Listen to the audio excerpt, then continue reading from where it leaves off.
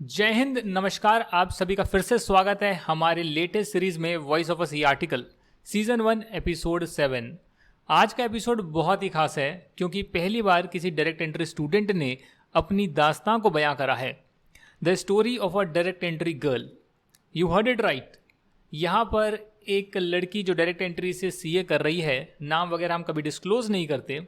इस लड़की ने अपने नेबर से लैपटॉप अरेंज करके लॉकडाउन में किया फर्म का बहुत सारा काम। पर जब एग्जामिनेशन लीव्स का टाइम आया तो प्रिंसिपल ने कहा कि तुमने किया ही क्या है, और ये भी कहा कि ट्रांसफ़र ले लो, जबकि उसका सेकेंड ईयर चल रहा था और सेकेंड ईयर में ट्रांसफ़र अलाउ नहीं होता है। तो वो पूरी कहानी जो है आपको स्टूडेंट बयां करेगी और आप इसको ज़रूर पूरा देखिएगा।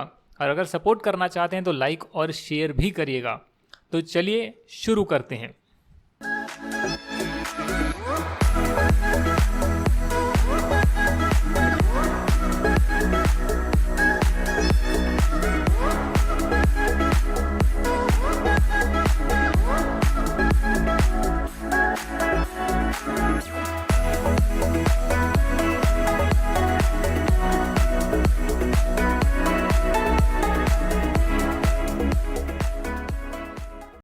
सो friends, welcome in the session voice of a C article episode number 7। और आज हमारे बीच है एक और कैंडिडेट जो सी आर्टिकलशिप कर रही है और अपना एक्सपीरियंस शेयर करना चाहती है।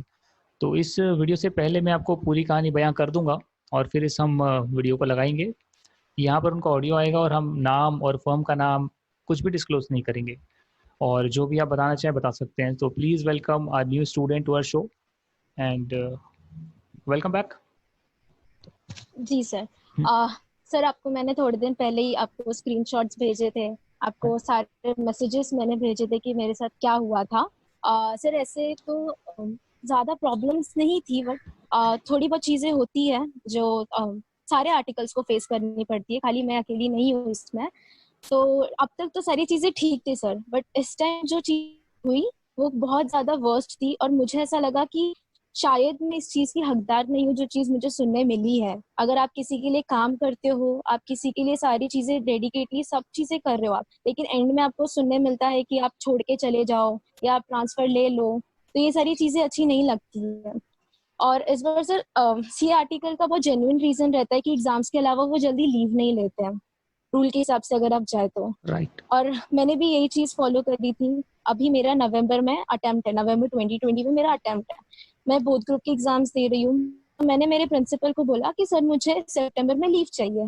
उन्होंने मुझे अलाउ भी कर दिया था, मैंने जुलाई मंथ में उनको डाल दिया था कि मुझे लीव के लिए परमिशन चाहिए। उन्होंने बोला ठीक है, तो मुझे मिल गई। बट उस बीच में अभी वर्क फ्रॉम होम चल रहा है, तो उन्होंने मुझे बोला कि तुम्हें एक कंपनी की अकाउंटिंग करनी है जो 2 साल से मैं करते आ रही हूँ, उनका टैली मेरे हाथ नहीं है। तो मैं कर रही थी, तो मैंने बोला ठीक है मैं करती हूँ। तो सर मैंने मेरे तरफ से सारी चीजें ट्राई करी, लेकिन अब अकाउंटिंग में क्लाइंट्स का होना भी बहुत ज्यादा मायने रखता है, उनकी तरफ से भी इंफॉर्मेशन लेनी पड़ती है, जाननी पड़ती है। तो अब ये क्लाइंट की तरफ से मेरा पेंडिंग काम था। पहले तो मैंने मेरा काम कंप्लीट किया हाफ मंथ में, अगस्त हाफ मंथ में। फिर हाफ मंथ में मैं क्लाइंट से फॉलोअप कंटिन्यूस ले रही थी कि सर आप मुझे डेटा दो, इन्फॉर्मेशन प्रोवाइड करो, मैं कंटिन्यू ले रही। बट क्लाइंट का भी अलग उनका रीजन था, वो जॉब पे थे तो वो प्रॉपरली मुझे प्रोवाइड नहीं कर पा रहे थे इन्फॉर्मेशन। अब ये सब चीजें की रिस्पॉन्सिबिलिटी मेरी है कि मैं मेरे प्रिंसिपल को बताऊं कि सर क्लाइंट की तरफ से ये रिस्पॉन्स आ रहा है। तो मैंने ये सारी चीजें अपने सर को बता दी और उनको इन्फॉर्म भी किया। इनफैक्ट जब डेट थोड़ा नजदीक आने लगा, 26 27, तो मैंने सर को पर्सनली कॉल करके बोला सर आप प्लीज उनसे एक बार कॉल पे बात करो, ताकि वो आपकी बातें सुन के मेरे मेल पे रिप्लाई करे, मुझे इन्फॉर्मेशन प्रोवाइड करे, मैं मेरा काम कंप्लीट करूं। सर ने बोला ठीक है मैं ये काम कर देता हूँ। अब मुझे नहीं पता उन्होंने वो काम किया या वो काम उन्होंने नहीं किया, but end of the day तक मुझे कुछ भी इन्फॉर्मेशन नहीं आया मेरे हाथ में। मैं जब लास्ट डे था 31 अगस्त था, मैंने सर को इन्फॉर्म किया। इनफैक्ट उस दिन मैंने क्लाइंट को भी कॉल किया और उन्होंने कॉल रिसीव नहीं किया, तो मैंने उनको व्हाट्सएप किया। तो उन्होंने मुझे व्हाट्सएप पे मैसेज भेजा कि निशु मैं विजिट पे था, तुम एक काम करो नेक्स्ट वीक में मेरे ऑफिस में विजिट करो और जो भी इन्फॉर्मेशन चाहिए तुमको तुम वो ले लो। मैंने बोला सर मैं लेकिन अभी सितंबर से छुट्टी पे हूँ मैं, तो मैं कैसे ऑफिस विजिट कर सकती हूँ। और सर आपको पता ये कोरोना की वजह से आना जाना भी मतलब हर जगह पे पॉसिबल नहीं हो पा रहा है। तो मैंने बोला सर 2 3 दिन का काम होता चलो ठीक है मैं मैनेज कर लेती, एक हफ्ता काम होता तो भी मैं मैनेज कर लेती, क्योंकि क्लाइंट से इन्फॉर्मेशन जरूरी है और क्लाइंट ही ऑफिस में अवेलेबल नहीं है तो मैं ऑफिस में जाके क्या करूंगी। ज्यादा से ज्यादा इनवॉइसेस ये सब चीजें ही चेक कर सकती हूँ, लेकिन जो मेन क्लाइंट से क्लियर करना है वो उनके साथ ही कर सकती हूँ। तो बस ये चीजें थी, तो मैंने ये सारी चीजें अपने सर को इन्फॉर्म की उसी दिन व्हाट्सएप पे। मैंने उनसे बात करी और मैंने ये सारी चीजें उनको इन्फॉर्म की, सर कि 2-3 दिन का काम नहीं है, नहीं हो पाएगा। और सर जब मैंने लीव के लिए उनको रिक्वेस्ट डाला था ना, तो मैंने 16 अगस्त का रिक्वेस्ट डाला था। मैंने उनको बोला था सर मुझे 16 अगस्त से लीव चाहिए, बट उन्होंने मुझे अलाउ नहीं किया, जैसे कि आप सितंबर से लीव लो। तो मैंने कुछ भी उन्हें नहीं बोला, मैंने बोला ठीक है सर मैं सितंबर से लीव ले लूंगी। अब जब मुझे उन्होंने बोला 2-3 दिन मैनेज कर लो, तो मैंने बोला सर मेरी पढ़ाई नहीं हुई है, इसी रीजन की वजह से मैंने आपसे 16 अगस्त से लीव मांगा था कि आप मुझे थोड़ा ज्यादा दिन का परमिशन दे देंगे तो अच्छा होगा, बट आपने नहीं अलाउ किया तो ठीक है, मैं भी समझती हूँ। तो मैंने सितंबर तक कंटिन्यू कर लिया। लेकिन अब आप मुझे बोल रहे हो कि तुम 2-3 दिन और मैनेज कर लो। मैंने बोला सर 2-3 दिन का काम है ही नहीं है, ये खत्म होने नहीं वाला है, इसको टाइम लगने वाला है मुझे। तो फिर बस इसी बात पे हमारी बहुत ज्यादा बहस हो गई। फिर मुझे सर ने बोला कि जब तुम अप्रैल मंथ से छुट्टी ले रही थी तो तुम्हें तभी पढ़ाई कर लेना चाहिए था, तब क्यों नहीं तुमने पढ़ाई करी। तो मैंने बोला सर उस टाइम पे सिचुएशन ऐसी थी कि खाली मेरी नहीं, कोई भी बच्चा ढंग से पढ़ नहीं पा रहा था उस टाइम पे। सब सब थोड़ी बहुत कंफ्यूज थे कि क्या है क्या नहीं है, क्या चीजें चल रही है। अटेम्प्ट पे अटेम्प्ट कैंसिल हुए जा रहे हैं, मई का जून में हो गया, जून का जुलाई में हो गया। चीजें एक तो क्लियर नहीं थी। जून से सीरियस पढ़ाई करना स्टार्ट कर दिया था, बहुत ज्यादा सीरियस पढ़ाई करना स्टार्ट किया था, बस उसी के बीच में ये वर्क फ्रॉम होम का भी काम करना था। सर काम पूरे करते जा रहे हैं, जब से छुट्टी मिला ना ऑफिस में सर ने जितने काम दिए सारे काम करे, कभी ऐसा नहीं बोला कि नहीं सर मैं नहीं कर सकती। एक तो पहली चीज ये, मुझे लैपटॉप नहीं प्रोवाइड किया गया था, मुझे लैपटॉप वगैरह कुछ नहीं, किसी को पता नहीं था लॉकडाउन इतने दिन तक चलने वाली है। तो मैंने तो सर को बोल दिया था सर ठीक है मैं अपने नेबर से मैनेज कर लूंगी, मैं उनसे लैपटॉप लेके कर लूंगी मैं काम, क्योंकि हमें नहीं पता था लॉकडाउन इतने दिन चलने वाला है। तो ठीक है ये चीज तो हो गई। अब इसके बाद में ऐसा हुआ कि लॉकडाउन एक्सटेंड होते जा रहा है होते जा रहा है, फिर मेरे पास लैपटॉप था नहीं, मुझे जो काम मिलते थे मैं बस उसी टाइम के लिए बोरो करती थी, काम करती थी, दे देती थी। तो यही चीजें चल रही थी। उस टाइम पे सर ने मुझे ज्यादा काम नहीं दिए थे, बहुत कम कम काम ही दिए जा रहे थे, बट जो भी काम मुझे दिया जाता था मैं उसको खत्म करके उनको दे देती थी। लेकिन अब मुझे ये भी सुनने मिला कि तुमने अप्रैल से काम ही क्या किया है, मुझे ये तक सुनने मिला। मैंने बोला सर आपने मुझे जितने काम दिए मैंने सारे काम कंप्लीट किए, आपको दिए मैंने कंप्लीट करके। सर बोलते तुम लोग ऑफिस आवर्स में बैठते ही नहीं हो, सारे इरेस्पॉन्सिबल हो गए हो तुम लोग ऑफिस आवर्स की तरह। सर आप स्टाइफेंड कितना देते हो, आप मंथली स्टाइफेंड भी हमें 40% दे रहे हो। सर पहला तो हमें पता है क्या हो रहा था, जब हमारे मई में एग्जाम था हम अप्रैल में छुट्टी लेने वाले थे, बट एग्जाम कैंसिल हो गया तो हमने काम कंटिन्यू किया। बट उस टाइम पे हमारे प्रिंसिपल का ये बोलना था कि तुम एक काम करो, पहले तो उन्होंने स्टाइपेंड उन्होंने तय कर लिया था कि हमें वो देने नहीं वाले हैं।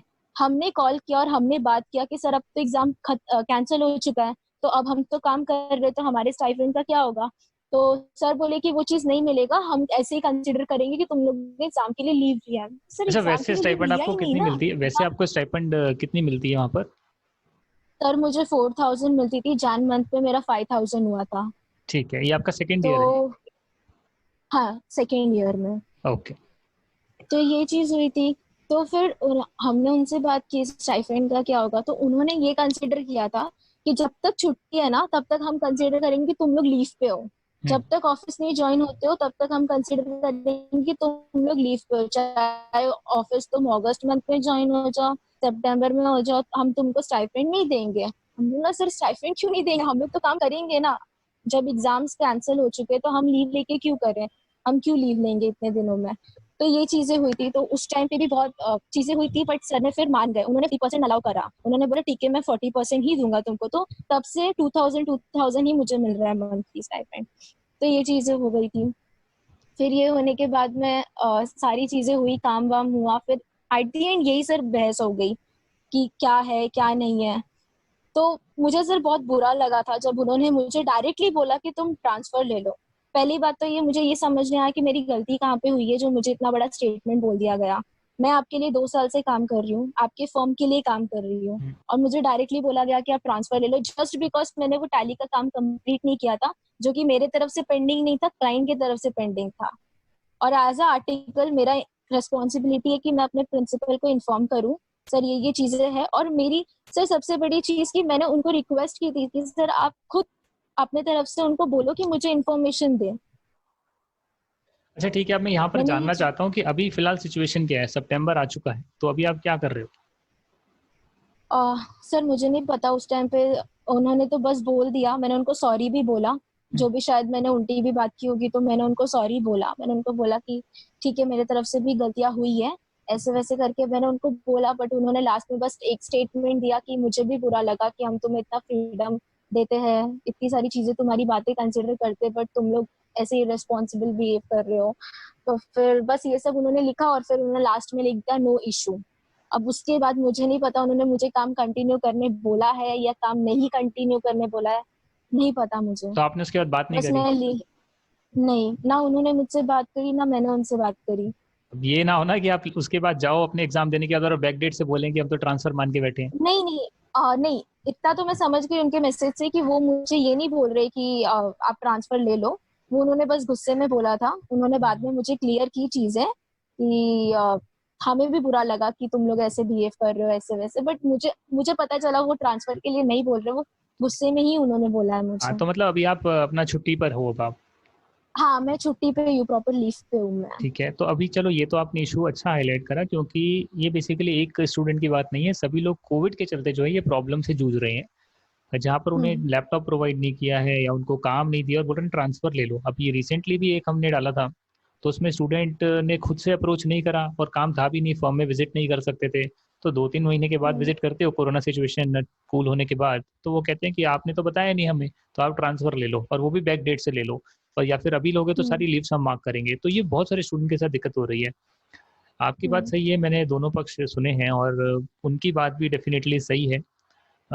बट चलो इस मुद्दे पर मैं बाद में बात करूंगा, पर पहले थोड़ा सा जो हमारा ये चलता है वॉइस ऑफ सी आर्टिकल जिसका आज पार्ट बने हो, इसमें हम एक चीज़ और पूछते हैं स्टूडेंट से, और वो है कि आपने काम क्या सीखा।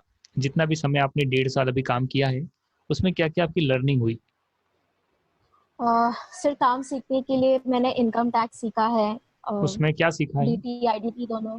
इनकम टैक्स में सर आईटीआर फाइलिंग करना सीखा है। ठीक है। आईटीआर फाइलिंग में आईटीआर 1, 2, 3, 4 हम्म। कंपनीज के आईटीआर भी फाइल किए हैं। ठीक है। और टैक्स ऑडिट भी किया है मैंने। ठीक है। और जीएसटी करा है, जीएसटी ऑलमोस्ट बहुत सारी चीजें की है, जीएसटी तो मैं कंटिन्यू बेसिस पे कर रही हूँ। जैसे फॉर एग्जांपल?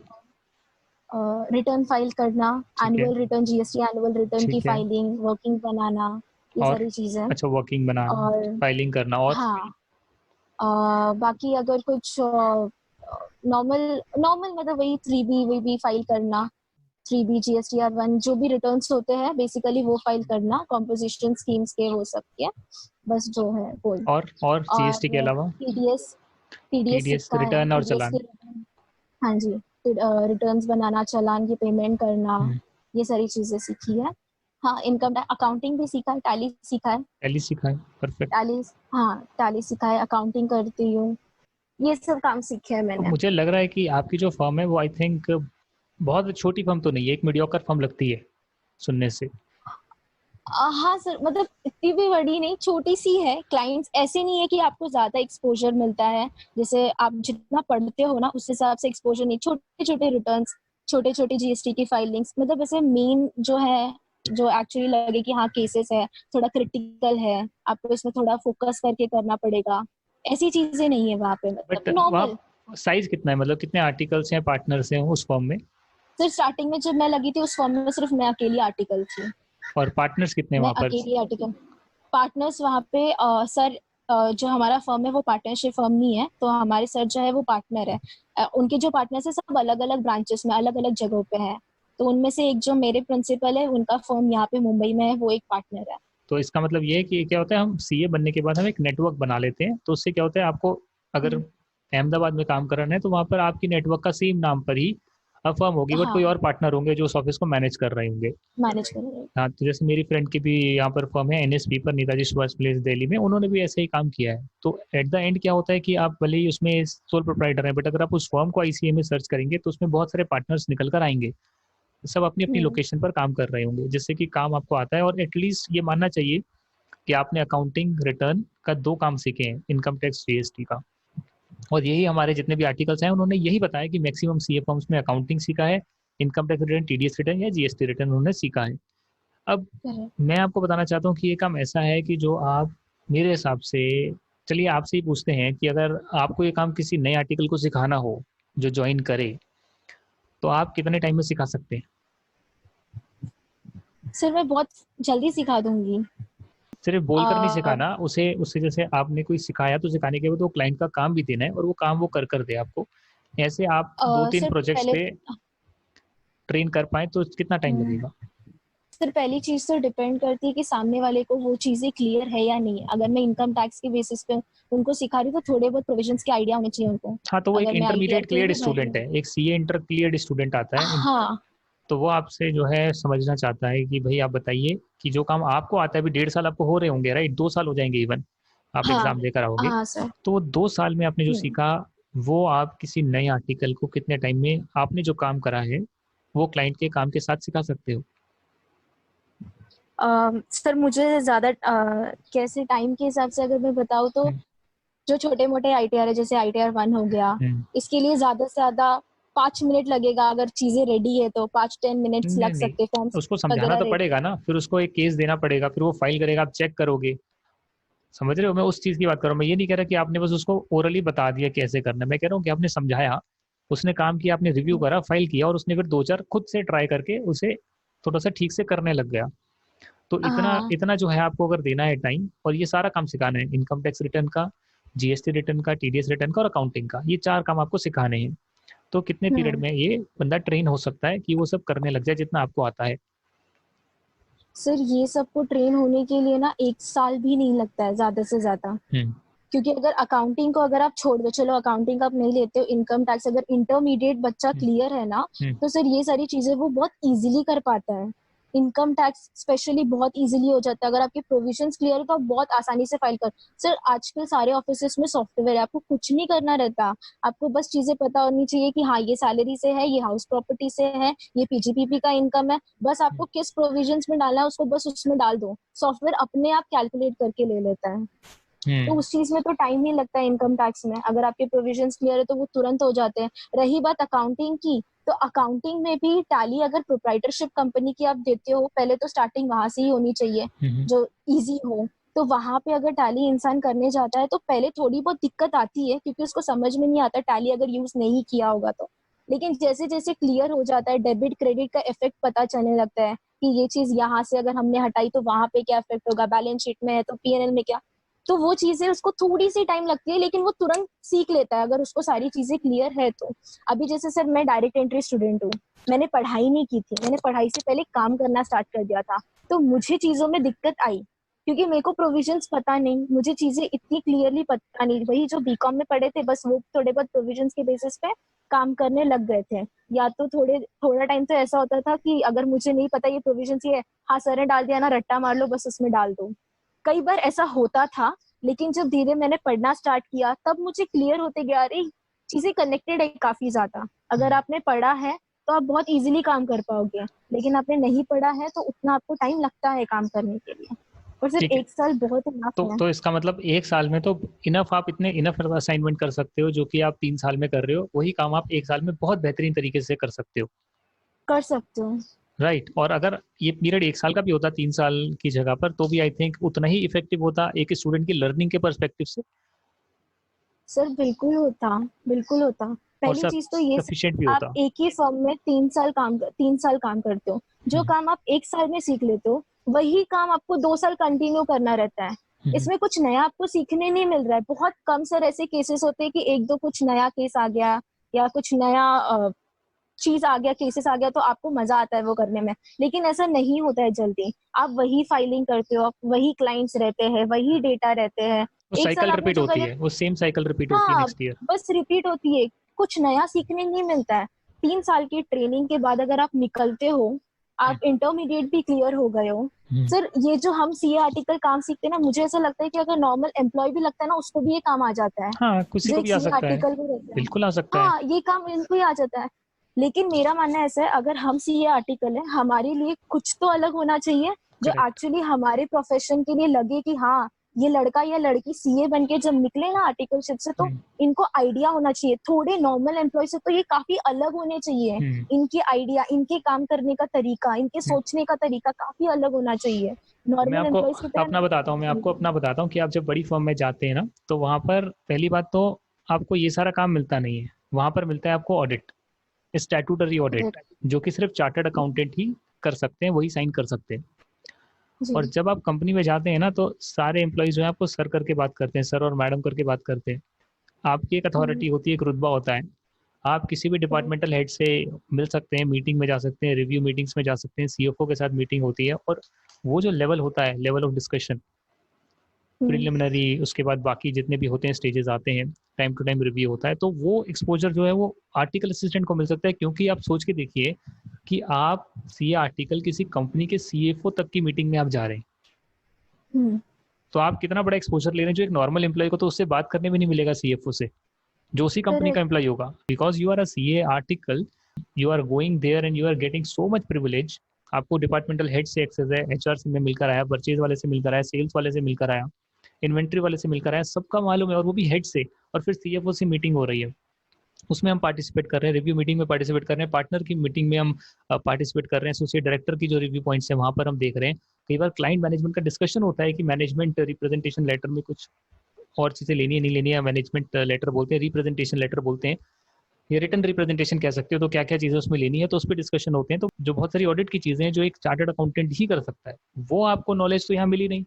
और जो चीज मिली है उसमें तो आप सीए नहीं भी होंगे तो भी आप कर सकते हो काम। तो इसका मतलब कोई वैल्यू एडिशन इतना हुआ नहीं है मेजोरिटी बच्चों के केसेस में, देखा जाए तो। अगर आप आज मेरे पास आओ तो ये तो काम मैं आपको एक महीने में पूरा सिखा सकता हूँ। आपने भले एक साल बोला हो, बट ये काम तो मैं एक महीने में किसी को भी सिखा सकता हूँ। और इसके लिए तो मैं कोर्स भी लॉन्च कर सकता हूँ आर्टिकलशिप का, जिसमें एक महीने में आप ये सारा अकाउंटिंग टैली की और सब कुछ सीख जाएंगे आप।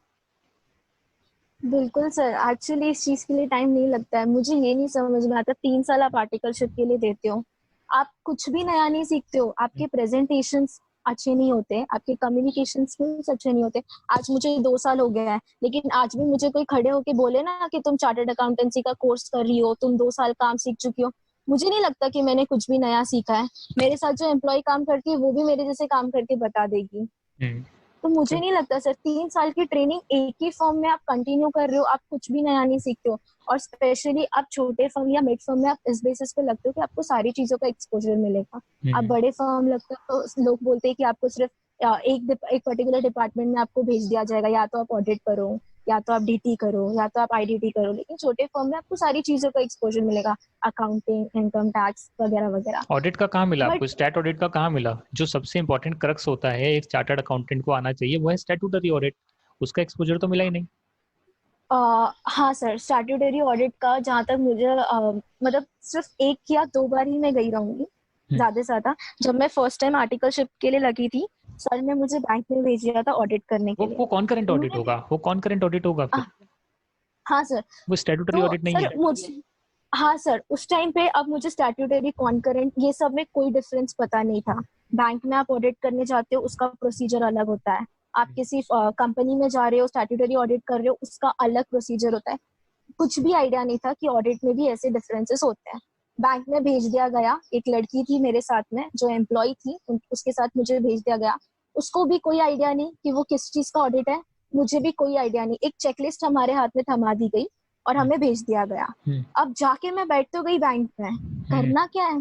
हम्म। जो चेकलिस्ट भी आपने मेरे को प्रोवाइड की है सर, मैं जब पढ़ रही थी ना, मुझे सच में कुछ समझ नहीं आ रहा था। जो थोड़ी बहुत, जो हमें, हाँ हमें पता है ये इंग्लिश लिखा है, इसमें जो मेन चीजें हैं जो हम डेली लाइफ में करते हैं ये समझ में आ रहा है, लेकिन जो टर्म्स वर्ड्स जो यूज होते हैं ऑडिट के, वो उसमें यूज हो रहे हैं, मुझे समझ ही नहीं आ रहा कि क्या करना क्या है इसमें। मैं उसका मुंह देख रही हूँ, वो मेरा मुंह देख रही है कि हम्म। करना क्या है हमें ऑडिट में। हमें कुछ समझ नहीं आ रहा। हम फोन लगा के पूछ रहे हैं, हमने अपने प्रिंसिपल को फोन लगा तो उन्होंने किसी और का कॉन्टैक्ट नंबर हमको दिया। उन्होंने बोला कि आप उसको कॉल लगाओ और उसको पूछो कि क्या करना है क्या नहीं करना। हम सिर्फ फोन पे फोन करे जा रहे हैं, पूछे जा रहे हैं, बट हमें कुछ पता ही नहीं चल रहा कि इधर करना क्या है।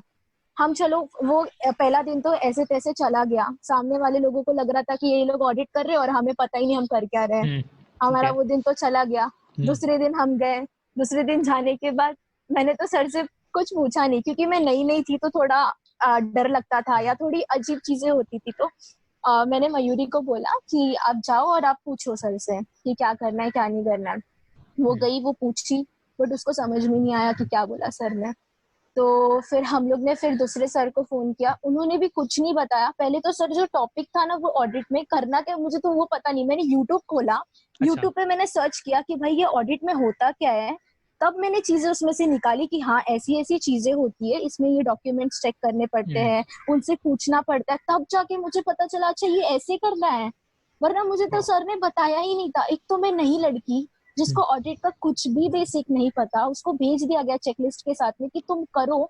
कुछ आइडिया ही नहीं कि मैं करूँ क्या। उसको मैंने यूट्यूब गूगल क्या क्या करके सर सर्च किया, तब जाके जो थोड़ी बहुत चीजें मुझे मिली मैंने आके बस वो सर को दे दिया कि सर ये चीजें मुझसे पॉसिबल हुआ, ये चीजें मुझसे हुई, मैंने आपको आके दे दिया। बस वो खत्म हो गया सर। वो पहला ऑडिट था। मैं वो ऑडिट करके समझ गई कि पता नहीं इधर मुझे क्या सीखने मिलने वाला है, मुझे समझा ही नहीं। वो ऑडिट तो हो गया। फिर दूसरी बार मुझे सर भेजा गया, मैं आपको केस बताती हूँ। तो वहां पे हमारे फर्म की एक एम्प्लॉय जाती थी ऑडिट करने के लिए। तो मैं वहां पे चली गई। सर ट्रैवलिंग का मेरा थोड़ा प्रॉब्लम था और मैंने ये इशू मेरे प्रिंसिपल के सामने रखा था और उन्होंने माना भी मेरी बात को। उन्होंने मुझे कुछ नहीं बोला, उन्होंने बोला ठीक है हम आपको नजदीक का जो ट्रैवलिंग रहेगा ना हम आपको वो प्रोवाइड करेंगे। तो वो उन्होंने मान ली थी मेरी बात को। तो बैंड्रा में बैंक ऑडिट के लिए जब वहां पे मेरी वो एम्प्लॉय जाती थी तो वो काम करते थे। सर हमारे फर्म में ना सबसे बड़ी चीज पता है क्या है कि हमारे फर्म में मैनेजमेंट नाम की चीज नहीं है।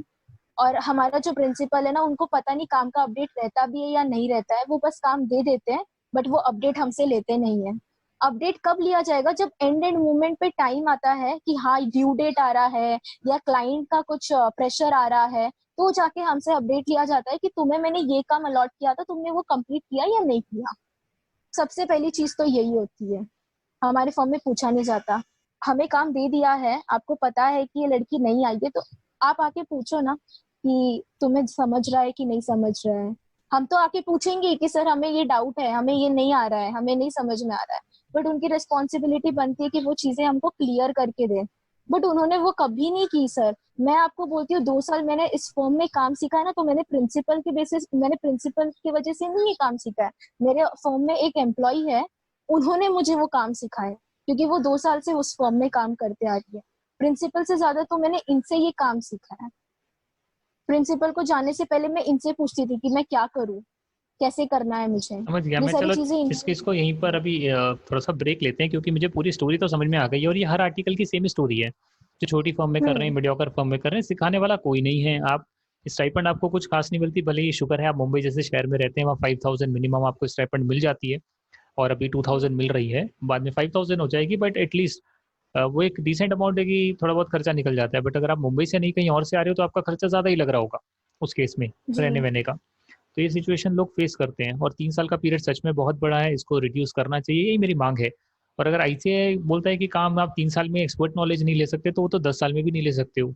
आप जैसा काम सिखा रहे हो वैसे तो स्टूडेंट को सीए बनने के बाद फ्रेश स्टार्ट करना पड़ेगा भाई। क्लाइंट कैसे लाने हैं बिल्कुल। और एक्चुअली में वर्क पूरा कर कर कैसे देना है, फिनिश प्रोडक्ट बनाकर। आधा अधूरा तो नहीं, पूरा काम करना होगा, फिनिश प्रोडक्ट बनाकर देना होगा क्लाइंट को।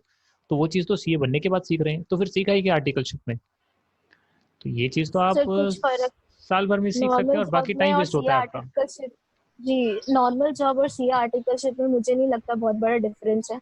क्योंकि ऐसी चीजें कुछ भी ऐसे वैल्यू एडिशन आपको मिल कुछ भी नहीं रहा मिले। है कि अगर आप कि आप 3 साल बाद निकलो तो आपके अंदर वो पर्सनालिटी हो, वो हम्म, प्रोफेशन दिखे आपके अंदर कि हाँ आप चार्टर्ड अकाउंटेंट बनने वाले हो। हम्म, ऐसा कुछ भी नहीं होता है आर्टिकलशिप में। 3 साल का पीरियड इज लाइक कि हाँ बस आप एक सीए को बस मिल गया एक फ्री में एम्प्लॉय, आप हम्म। काम करवाते रहो, वो इंसान करते जाएगा। बस 3 साल के लिए सस्ते में काम निपट जाता है और बस कराते जाओ उन्हें काम। कराते जाओ, और जो सीखने का अगर सिखाना भी हुआ तो ज़्यादा से ज़्यादा महीना भर टाइम लगेगा उनका कुछ थोड़ा बहुत काम सिखाने में, और वो बस फिर आपको 3 साल करते रहो बस उसे। बस उसी चीज को और तो सबसे मेन चीज कि एक ही फर्म में आपको रहना रहता है 3 साल कंटिन्यू। नहीं, वो आप अगर ट्रांसफ़र ले सीए सकते हो। इंस्टीट्यूट। फर्स्ट ईयर में ट्रांसफ़र लिया हम्म। जा सकता है। हम्म। तो ऐसा नहीं है, और लास्ट ईयर में अगर आपका इंटरमीडिएट क्लियर है तो आप इंडस्ट्रियल ट्रेनिंग में जा सकते हो। बट अल्टीमेट ऑब्जेक्टिव जी है कि बिल्कुल। जिसको अच्छा बैकग्राउंड नहीं होगा, अच्छी फर्म नहीं होगी, अच्छा काम नहीं आएगा, वो इंडस्ट्रियल ट्रेनिंग में नहीं जा पाएगा। वहाँ तो इंटरव्यू अच्छे होते हैं, जी। 5-5 स्टेजेस होते हैं। सिलेक्शन प्रोसेस बहुत जी। हार्ड होते हैं, 50,000 स्टाइपेंड होती है, 40-50,000, तो वहाँ इतनी आसानी से नहीं मिलता है। और जिनको मिलता है उनकी फर्म भी अच्छी रहती है, उन्हें काम भी अच्छा आता है। तो फिर आपने तो वो वाइड गैप क्रिएट कर दिया ना। दो दो सेक्शन बना रहे हो आप सीएस के। एक वो जिनको सब कुछ बढ़िया मिल रहा है, जिनकी रेफरेंस है, एक तरह से नेपोटिज्म ही है, अच्छी रेफरेंस, अच्छी फर्म, आगे भी रेफरेंस, अच्छी ट्रेनिंग, और सब कुछ अच्छा अच्छा मिलता है। और जिसका कुछ भी नहीं है वो बेचारा जीरो से स्टार्ट करता है, इधर उधर से पूछ पाछ कर जो है इंटर क्लियर हो जाता है, तो वो आर्टिकलशिप छोटी जगह ज्वाइन करते हैं, वहां पर थोड़ा बहुत काम करते रहते हैं, कुछ वैल्यू एडिशन नहीं होता है। वो 3 साल के बाद फिर सीए की पढ़ाई करता है, फिर बनता है 25 26 27 साल, पता नहीं कितने सालों में लोग सीए बन रहे हैं, और उसके बाद फिर अपना काम स्टार्ट करता है जीरो से। तो इतना टाइम क्यों लगा रहे हो भाई आप, है कुछ भी नहीं। तो इसलिए आप सीए आर्टिकल्स की बात कर रहे हो, मैं कहता हूँ आप मेंबर्स को ले आओ। और मेंबर्स की हम ऐसी तैसी, मतलब बोलना नहीं चाहिए मुझे, ऐसी तैसी कर सकते हैं, बट क्या कहाँ है, मतलब 20 20 साल का एक्सपीरियंस रखकर भी अगर मैं कुछ टेक्निकल डाउट पूछ ले तो एंड में जाकर अटक जाते हैं। ऐसे मैंने देखे हैं केसेस, जिन जो पार्टनर हैं सर काम के। होते ही है। हम्म। तो अगर आपने कॉन्सेप्ट क्लैरिटी नहीं है, आप इशू को सॉल्व नहीं कर सकते, आपको भी क्लैरिटी की जरूरत है 20 साल के एक्सपीरियंस के बाद भी जीएसटी के सिंपल प्रोविजन में, तो फिर मैं अकेला ही कर लूंगा ना। मैं तो एक फ्रेशर चार्टेड एक तरह से, बट चलो मुझे कुछ साल हो गए, 4 साल हो गए, 3 4 साल हो गए, बट मतलब ये मुझे समझ में नहीं आता। तो इसलिए मुझे लगता है कि आपका जो आर्टिकलशिप वगैरह है वो एक तरह से फालतू का पीरियड बनाया हुआ है, और इसीलिए जो स्टूडेंट जो है डिले हो जाती है उनकी सीए बनने में, जर्नी में, क्योंकि आपका माइंड भी डाइवर्ट हो जाता है, आप पढ़ाई से माइंड हटा देते हो। बहुत सारे जो हमारे स्टूडेंट है उनका सर हट ऐसा जाता है। होता है, स्पेशली डायरेक्ट एंट्री स्टूडेंट्स के साथ तो ऐसा होता ही होता है। तो ये एक बहुत बड़ा इशू है, चलो इस पे देखेंगे। और मैं चाहता हूँ कि बहुत सारे डायरेक्ट एंट्री के जो स्टूडेंट्स हैं वो अपनी प्रॉब्लम शेयर करें, और जो भी आपको इश्यूज आ रहे हैं आर्टिकलशिप में आप जरूर बताएं। ये वॉइस ऑफ अस, ये आर्टिकल सिर्फ आप इसी यहीं तक सीमित ना रखें कि भाई हमें आर्टिकलशिप में रिफॉर्म लाना है। भाई रिफॉर्म आईसीए लाएगा नहीं लाएगा वो उसके ऊपर है, हमारा काम है कि हम आपकी आवाज़ तो पहुंचाएं कम से कम लोगों तक। और उसके लिए जो है ये रिफॉर्म मूवमेंट चल रही है, जिसका सीजन 1 चल रहा है। You can also WhatsApp me, any student, 8368479717, 8368479717। No need to tell your name और फॉर्म्स नेम, और आप अपनी बातें रख सकते हैं और लोगों तक पहुंच सकते हैं। थैंक यू आपका ज्वाइन करने के लिए। अगर कोई फाइनल कमेंट है तो जरूर बताइएगा, नहीं तो फिर विदा लेते हैं। जी सर। ठीक है, फिर thank you so much for today's session. I wish you all the best in for your future exams and journey ahead. Bye bye. Thank you so much sir. Bye.